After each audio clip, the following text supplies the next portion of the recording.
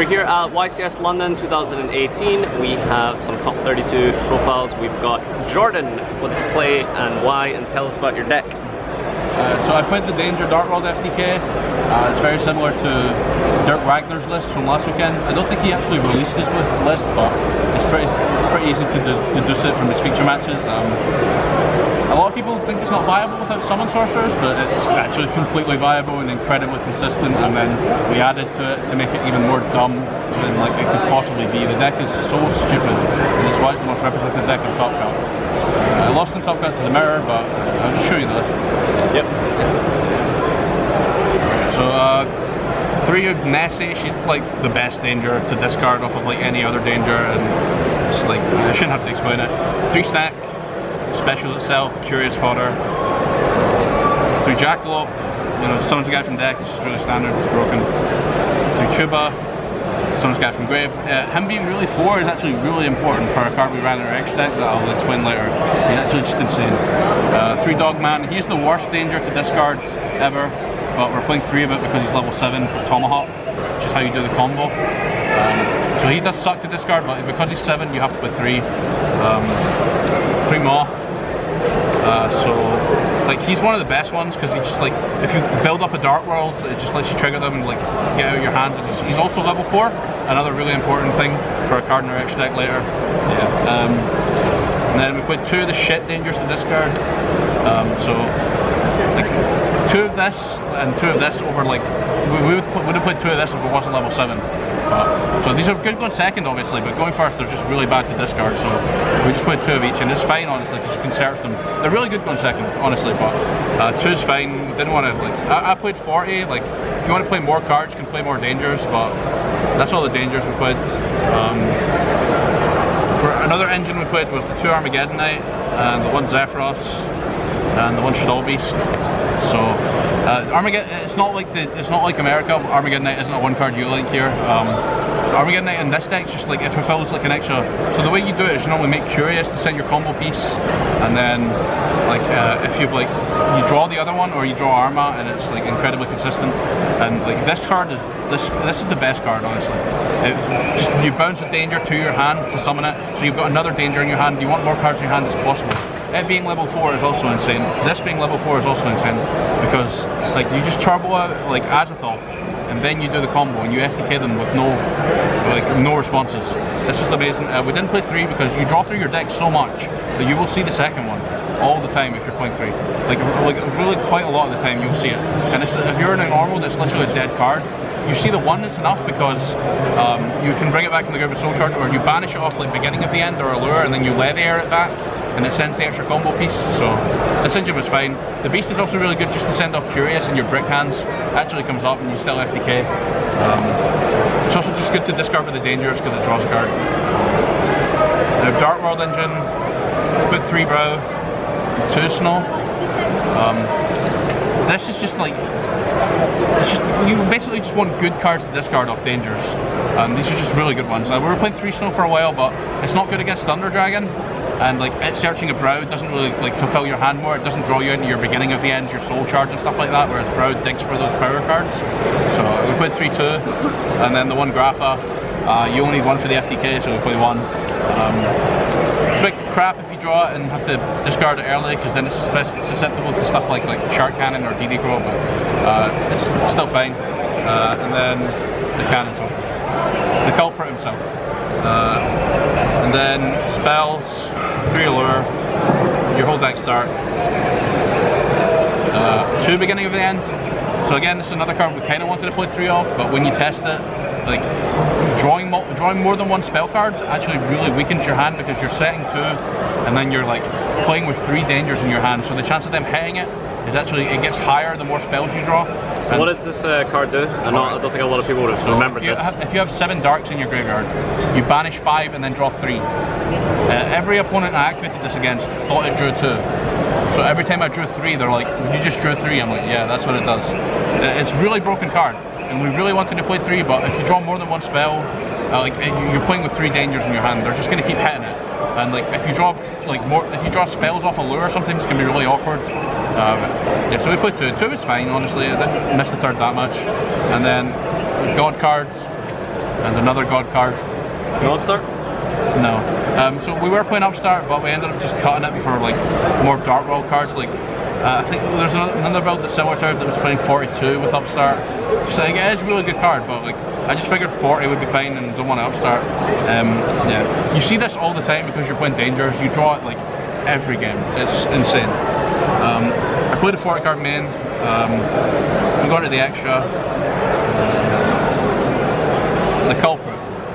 Ban. We put Skull Dread, just really good for digging. If you can't get to your combo pieces, he just digs for more. He digs for your soul shard, he digs for your beginning and the end. So like realistically he's draw 1, but if you draw beginning and the end off it, he draws 4. So he's just really good.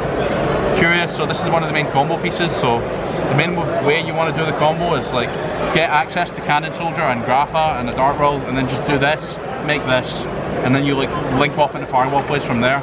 If Cannon Soldier and like a Dark World and Grapha are in your graveyard, from this point you just win. That's why Dogman's really important, and Nessie because they're level 7s. This just like, it fulfills any combo piece you're missing and sends it to the graveyard. This is absolutely broken. Another like 3 we played Unicorn. This is really important because sometimes you have to Firewall, add back Dangers and Dark Worlds to keep digging for more combo pieces, and then you make Unicorn and spin the Firewall back to your extra deck, and then you make it again using the Unicorn as something else, and then you use its effect again to add back the Cannon Soldier and the Dark World. It's also important for impermanence. If the impermanence your Firewall, when you try and add back, you make this, you spin it back to your extra deck, and then you make it again. So you can do the whole FTK through impermanence as well. You do it through almost every hand trap in the game because of these two. So any 2 level 4s makes Nyarla, and then on top of Nyarla you can just put Azathoth, and then the turn he's summoned, your opponent can't use any monster effects, so they can't use any hand traps, they can't like snow, they can't Farfa, they can't do any of that, and like it's literally insane. And the only thing they can, it's not an effect that starts a chain. The second he is summoned, his effect applies, so they can't do anything in response to it. The only thing the only hand trap they can use is impermanence, which again you can play around by just unicorning the Firewall back and summoning it again, which is actually really easy to do. It's a lot easier than it sounds. Shout out to Christoph McCallum, he's the one that told me about this. This is what breaks the deck, is what made me want to play the deck. You just FTK them even if they do draw a hand trap. The only hand traps that this deck does lose to is Droll and Reaper. No other hand trap affects your deck at all. Droll and Reaper can be used before you summon Azathoth to win. You'd Reaper Firewall. But yeah, literally insane the reason you win. You summon it every game going first and going second. Link to Space Insulator, Wee Witch, Cerberus and Phoenix. Nightmare's just to trigger Firewall and they're good going second obviously. Wee Witch, it actually just comes up for attacking for game a lot of the time. Like when I summon this, sometimes it's an extra like 2500 damage on board, because it gives all your Dangers 500 attack. And Bigfoot's already 3k. It makes your like Bigfoot 3-5, it makes your Thunderbird like 3-3, and sometimes you just need to clear up space so you can make Tomahawk by linking. So if you've got 2 7s and 2 other Dangers, you just link 2 other Dangers into this, then make the Tomahawk, then you do Firewall plays. This comes up when you have to make Tomahawk in the extra monster zone, like before you've done anything else, and then you link them into Space Insulator Firewall. And then you can also trigger the Firewall from there because we put Secure Gardener.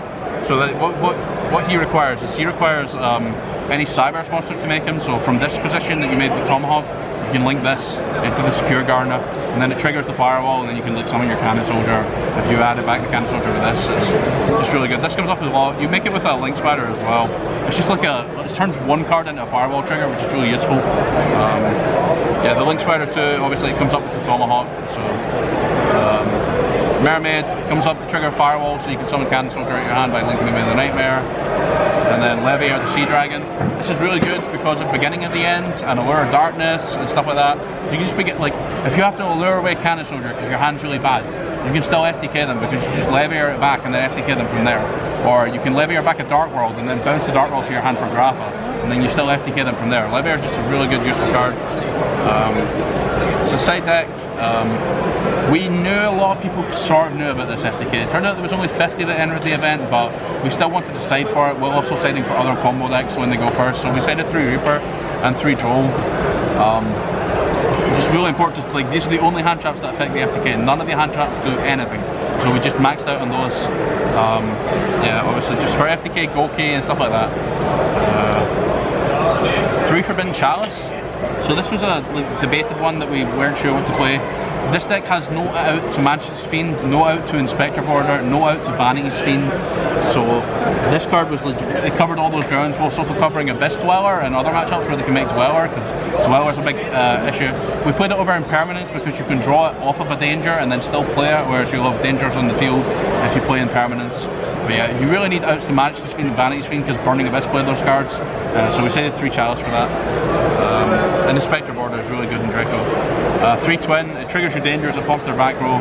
Twin, discard Thunderbird, pop 3 back row, win the game, literally insane. And then 3 Evenly. This was kind of subpar. I thought it would be like really good because you can just evenly them. You go to battle phase, evenly them, then FTK them in May phase 2 when they only have 1 card, but it never really came up. I kept drawing it mid-combo off the dangers, but in theory it was good, but in practicality it didn't work out that well. Maybe I need to side more for Majesty's Fiend, or maybe more for the Mirror if this becomes even bigger. Yeah, that's the list. Alright, well, that is your Danger FTK. Been pretty in-depth, so any questions and stuff, feel free to leave them in the comments.